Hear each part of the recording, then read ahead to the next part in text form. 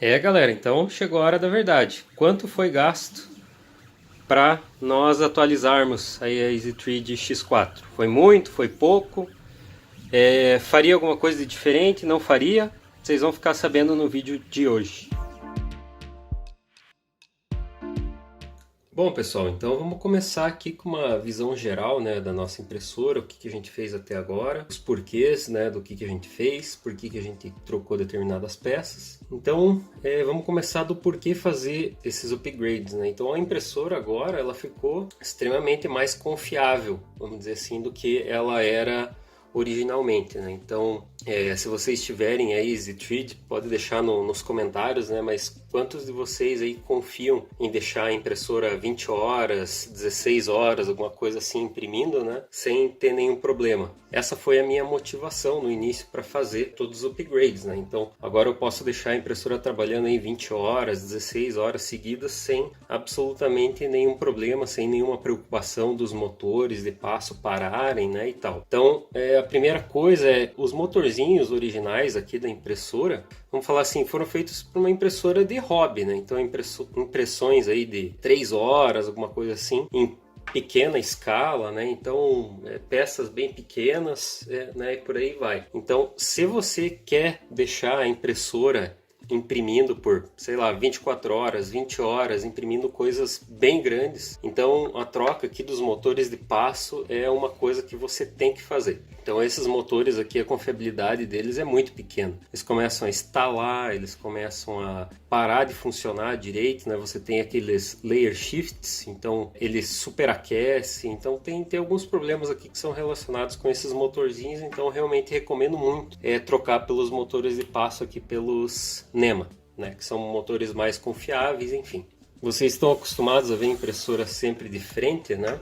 Mas eu vou colocar ela aqui invertida para a gente olhar mesmo como é que ficou o conjunto aqui do Hot End, né? O que foi feito, enfim. No vídeo do Hot End aqui vocês viram como foi feita a instalação dele aqui, né? No lugar, ele foi preso aqui na carruagem antiga. E eu também aproveitei aqui os dois ventiladorzinhos originais, que vocês vão se lembrar que um era o Part Fan e o outro era o fan do Hot End, né, na impressora original. E eu falei, por que não, né, em vez de jogar fora, fazer aqui um duto, né, um funil que ficam apontados aqui pro bico do Hot End. Então ficou essa reciclagem, vamos dizer assim, dos dois fãs originais aqui como Part Fan, né, do Hot End novo.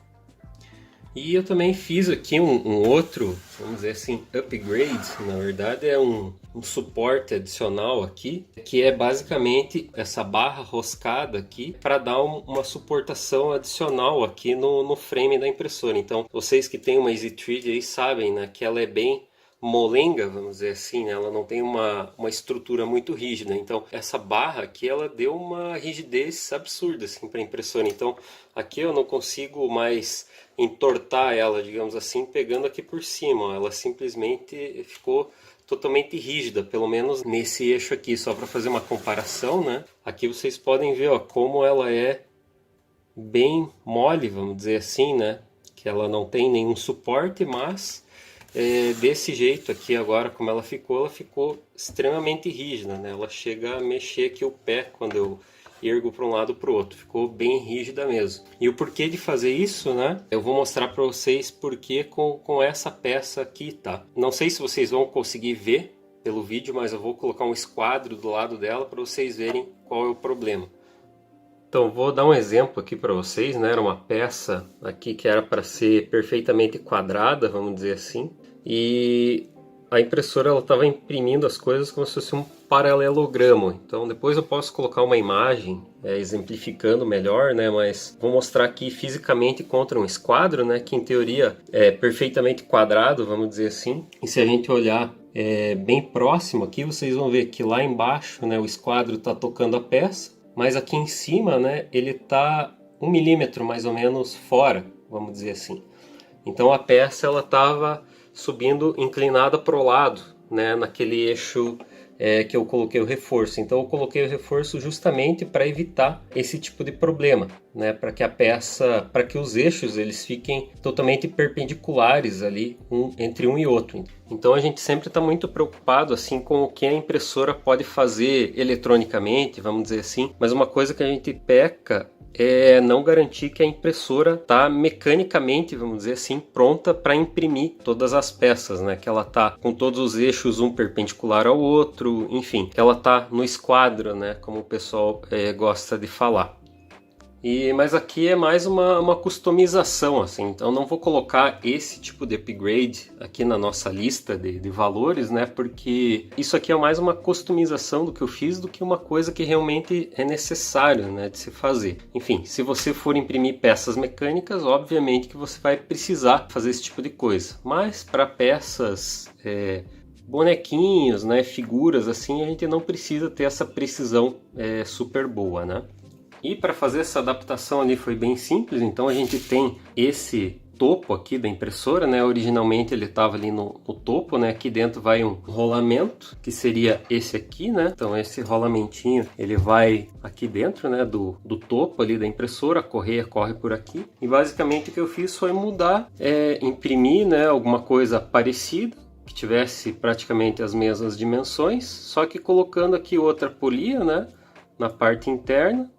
E um suporte aqui onde eu coloquei aqui, né, o suportinho que eu fiz para a barra. Então é algo fácil aqui de fazer, que não tomou muito tempo. O que é preciso só é comprar, né, esses rolamentos. Então seria esses carinhas aqui, né? São polias também 16 dentes para substituir o rolamentinho original aqui. E outra coisa, né, que eu fiz na impressora em si foi colocar essa lumináriazinha de LED, né? Que basicamente é uma luminária USB, então dessas que a gente compra para pôr em notebook, enfim, para leitura, né, e tal. Eu achei que seria uma boa colocar aqui na impressora porque ela é totalmente maleável, né? Então consigo colocar perto aqui para impressões pequenas, para ficar olhando. Posso deixar um pouco mais longe aqui, né, se for uma impressão maior. Ela não interfere com nenhum dos eixos aqui, então foi uma coisa interessante que eu sempre estava com uma lanterna aqui ajudando para olhar às vezes as impressões de perto, né? Mas a luminária aqui ela foi excelente para ver mais detalhes, né, das impressões. Então, e para fazer essa adaptação é bem simples. Aqui dentro da placa da impressora tem uma saída de 5 volts. Então 5 volts é exatamente o que as coisas USB precisam, né, para ser alimentadas. Aí foi basicamente só pegar, eu tinha um carregador velho aqui que eu tirei a tomadinha USB, né, comprei aqui um botão liga e desliga e pronto, né? Então imprimi, obviamente, os suportes e depois ficou pronta aí a luminária desse jeito aí. Bom, e também tem um outro upgrade aqui que eu queria mencionar, que não é da impressora em si, mas que eu acho, para mim, assim, mudou bastante, assim, as impressões, foram esses dois suportes aqui, que são os suportes pro rolo, né, de filamento.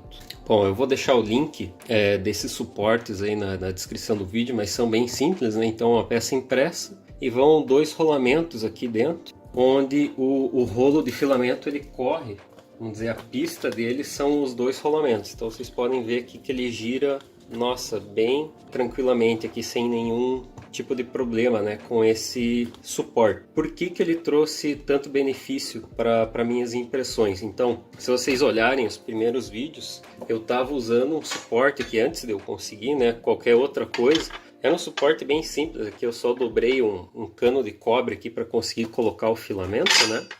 E o rolo ele ficava mais ou menos assim, né? Aqui nesse suporte metálico. O que acontecia era que quando a impressora puxava o filamento, ele ficava fazendo esse movimento aí de pêndulo, o que não acontece com aquele outro suporte com os rolamentos. Então isso melhorou bastante a impressão.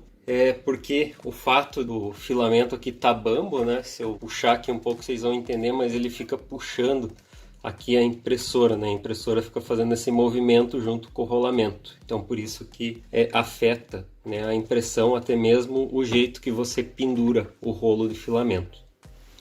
Então vamos lá, galera, vamos ver aqui a nossa lista de peças e o que a gente gastou para atualizar ela, né? Então vamos começar com a impressora mesmo. Então vocês viram lá no primeiro vídeo, R$810, então na Banggood, né? Saiu a impressora X4 e vamos começar falando dos preços de cada coisa aqui. Então para alimentar a impressora, né, e todos os componentes novos aqui, então a gente usou uma fonte chaveada, né, de 240 watts, então ela saiu por R$ 77,00 no Mercado Livre. Então essa fonte aqui é bem fácil de achar no Mercado Livre, então não recomendo que compre de fora, no AliExpress e tal, acho que não faz sentido, porque no Mercado Livre já é bem barato.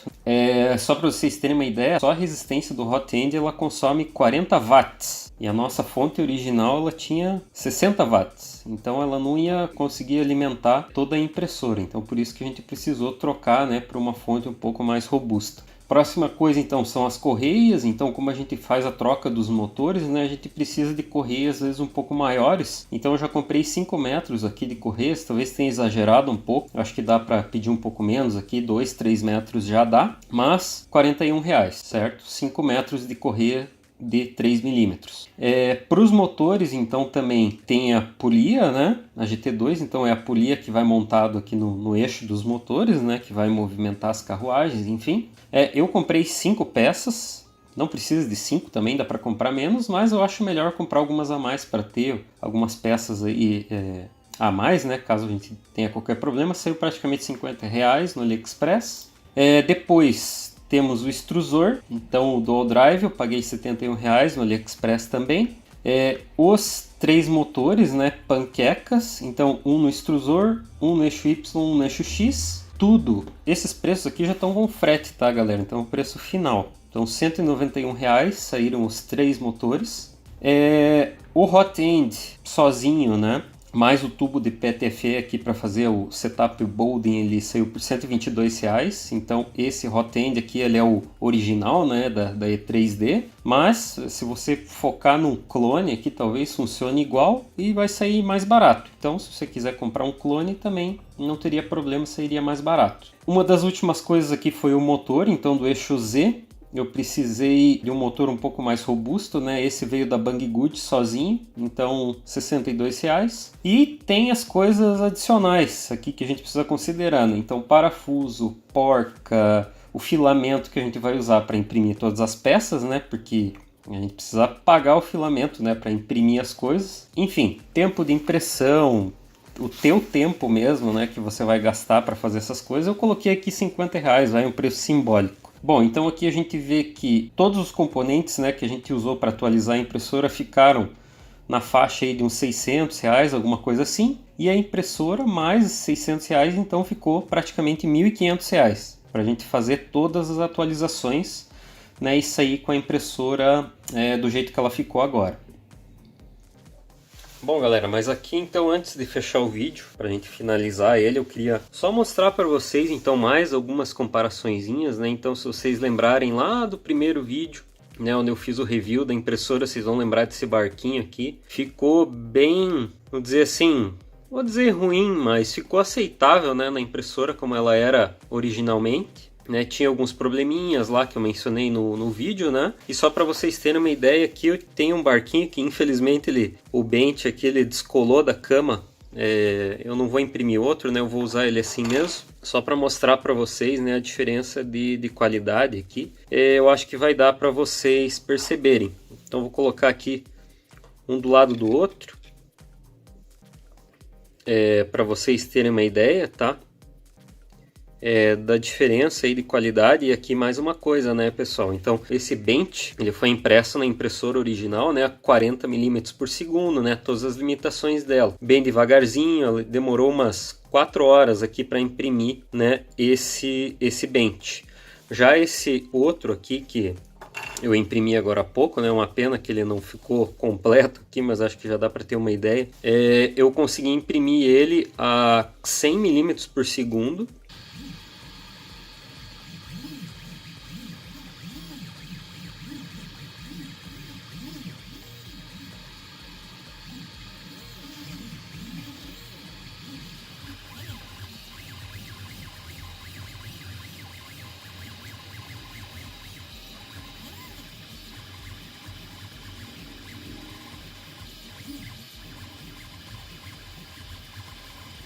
Então a velocidade bem maior, né?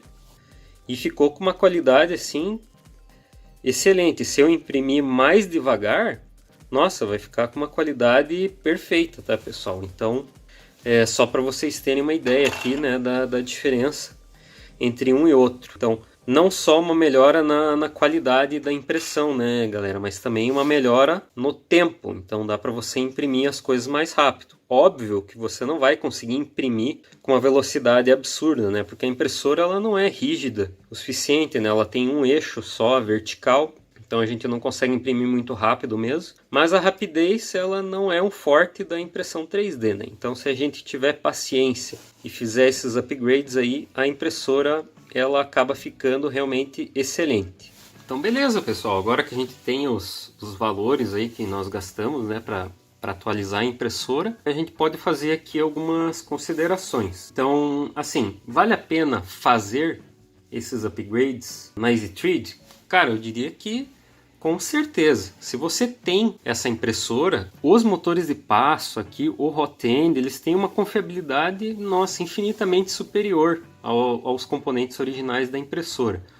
Então a vida útil deles é muito superior. Você pode deixar ela trabalhando por 20 horas seguidas sem nenhum problema. Nossa, é muito superior mesmo aos componentes originais, tá? Então vale a pena gastar R$600, né, para fazer essas atualizações? Eu diria que vale a pena sim. Algumas coisas que não precisaria fazer, por exemplo, é o extrusor. Eu acho que o extrusor daria para continuar utilizando o original, né, com alguma adaptação aqui na carruagem, enfim, tentar transformar ele num direct drive ali. Você já economizaria ainda mais uns R$200. Então talvez seja alguma coisa que dê para deixar de lado. Mas os motores de passo e o hot end eu acho que é um negócio que vale a pena. Eu acho que se você tem a impressora é algo que eu faria. E óbvio, né, quem compra, né, uma EasyThread, alguma coisa assim, é porque realmente ou não tem espaço, né, ou quer começar de algum lugar, né, e essa impressora ela é excelente para começar, e fazendo esses upgrades aqui você aprende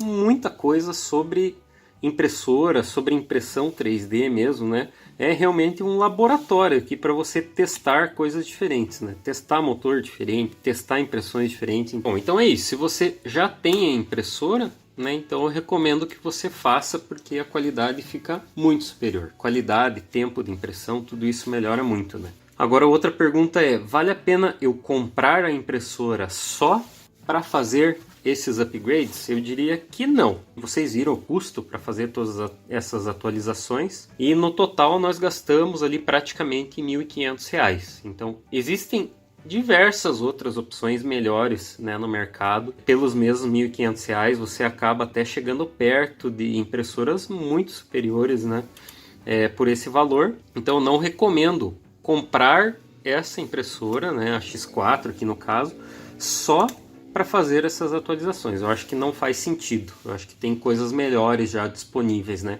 prontas. Agora, se você quer ter um laboratório de aprendizado, digamos assim, que você possa mexer, que você possa imprimir, trocar motores, esse tipo de coisa, eu realmente recomendo que você comece de baixo, né? Então, se você comprar uma Ender, por exemplo, você consegue fazer muita coisa de customização, né?